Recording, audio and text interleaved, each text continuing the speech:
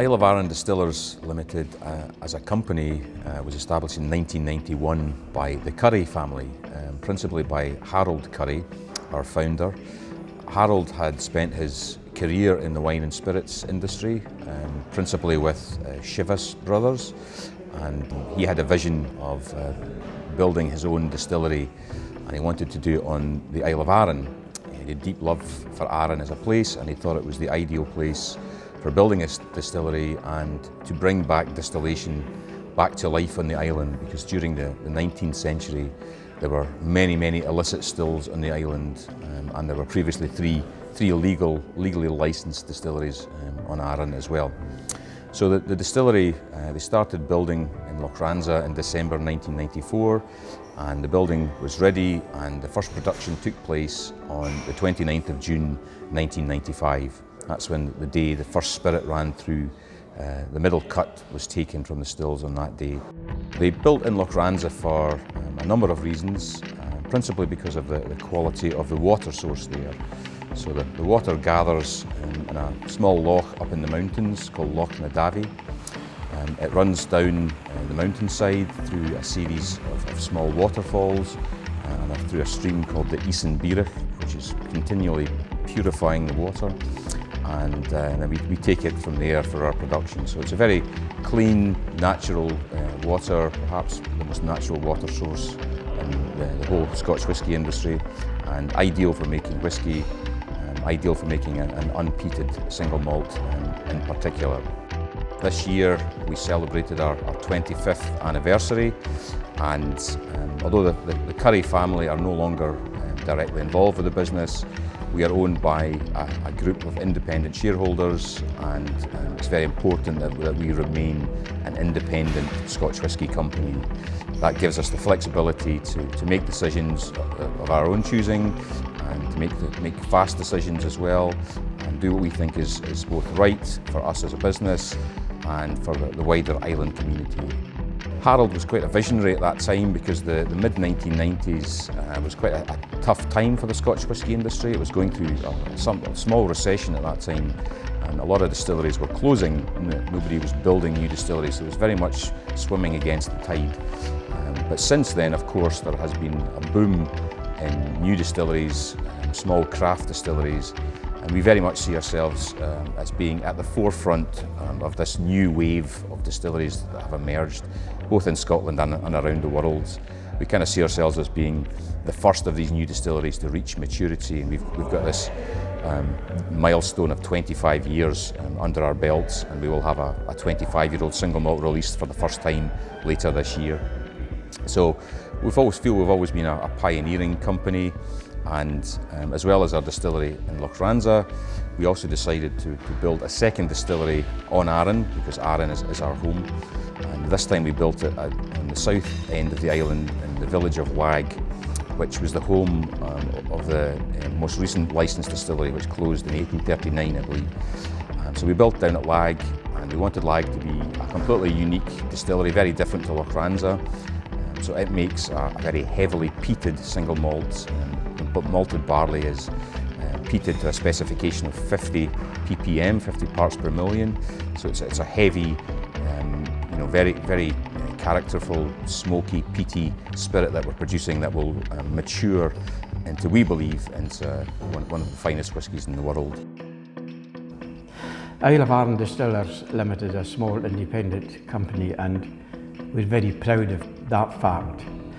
It's a small business full of passionate people. It's very important that everyone is allowed to have a say in basically what happens in the company. In big companies, everything really comes from the top down the way, but it's small independent, that means everything comes from the bottom up the way, which means that everybody from the very bottom of the tree is given a say in basically quality control, and their opinion matters. Even though we're small, we're still, and it's quite young, we're still very traditional in what we do. We use Oregon pine washbacks in both sites because we feel that gives us the best fermentation and the best quality new spirit. From my own point of view, down here at Lagg, I was given the opportunity to basically design my own distillery, and there's very few people in the whisky industry who be able to do that. Everything's designed to give us a very, very good high quality spirit. We're also experimental in different ways because we use different casks and everything's done basically at the distillery. I do all the blending there so that everything that's going for bottling, the quality of the spirit and everything is actually done in Arran, and it's not done in our laboratory in the mainland everywhere. So that's really important for us, that local input is there. We have built 3 new warehouses at Lochranza. We've got 3 warehouses at Lagg, and we're planning in the next 6 months to build another 3 warehouses down at Lagg. So it's very important for us that all our production and all our maturation is done on the island. As a company, we like to experiment. We've been experimenting with different casks. We're also going to be looking at different, down for Lagg in particular, looking at different peats. And where the peat comes from, we're looking to experiment with Irish peat and possibly Islay peat as well. In the longer term, we're probably going to get some Arran peat, so that we're going to have the barley growing in Arran, because we already get about 120 tonne of barley growing in Arran. So if we can get peat to go with that, that'll be a very interesting experiment for everybody. Due to the Highland fault line running through the middle of Arran, the northern end of the island provides a much different holiday experience to the southern end. In the northern end of the island, you could go hiking surrounded by golden eagles and deer. In the southern end of the island, you could walk along the beaches accompanied by seals and dolphins. All of these factors create a beautiful holidaying experience. The fact that we have a distillery in the north end and the fact we have a distillery in the south end allows you to drive up and down and see the entire beauty of Arran in its whole. The distillery here at Lochranza is located in the north of the island. It's nestled in the foot of mountains. At the distillery itself, we have a visitor centre. It's one of the busiest visitor centres in the whole of Scotland. Attracts people from all over the world. We also have a cafe as well, which has panoramic views out over the hills. We have a fantastic wood policy here at Lochranza. We use the best casks that we can. We only use casks twice. This ensures that we maintain that quality in the end product. The casks that we use from Europe come from Spain, Portugal, France and Italy. The casks we get from the States come direct as well. Recently we went through rebranding, and the new design is a modern, clear style which complements and shows how far the distillery has come in 25 years.